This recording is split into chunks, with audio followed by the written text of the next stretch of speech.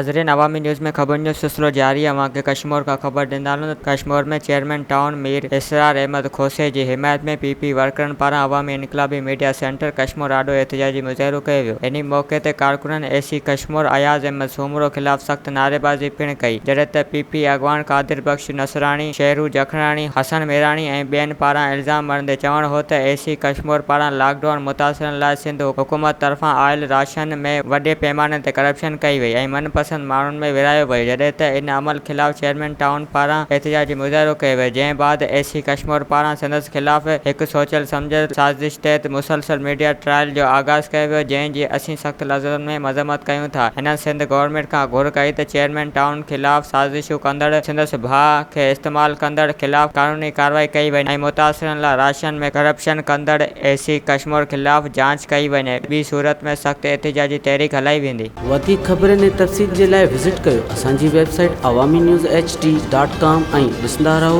Awami news HD।